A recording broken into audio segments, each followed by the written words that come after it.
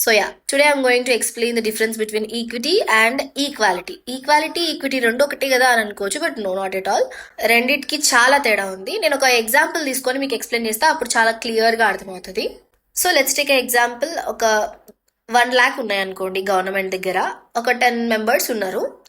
అయితే ఆ 10 members-కి ఈక్వల్గా 10,000 డిస్ట్రిబ్యూట్ చేస్తే అది ఈక్వాలిటీ.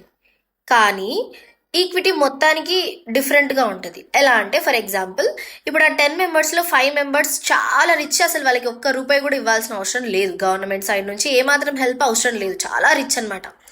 కానీ మిగతా 5 members-లో ఒక 2 members ఏమో మిడిల్ క్లాస్, ఇంకా 3 members ఏమో చాలా అంటే చాలా పూర్ అనమాట. అయితే ఆ 1 lakh-లో మిడిల్ క్లాస్ పీపుల్ ఒక 2 ఉన్నారు కదా, ఆ 2 మిడిల్ క్లాస్ పీపుల్కి ఒక 10,000 ఇచ్చి, ఎవరైతే చాలా అంటే చాలా పూర్గా ఉన్నారు చూసిండ్రా, మిగిలిన 80,000ని ఆ 3 పూర్ పీపుల్కి డిస్ట్రిబ్యూట్ చేయడం. So this is called equality. అంటే ప్రజలకి ఎంత అవసరం ఉందో దాన్ని బట్టి హెల్ప్ చేయడమే ఈక్విటీ. ఇప్పుడు రీసెంట్గానే తెలుసుకున్నా, మా యూనివర్సిటీలో ఒక లెక్చరర్ ఎక్స్ప్లెయిన్ చేసిన డిఫరెన్స్ ఏంటి అనేది, ఈక్విటీకి అండ్ ఈక్వాలిటీకి మధ్యలో ఉన్న difference.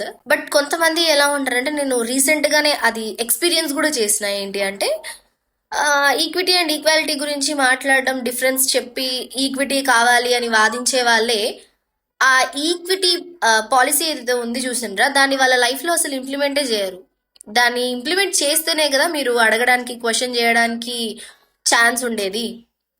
So before questioning you need to follow in your life to.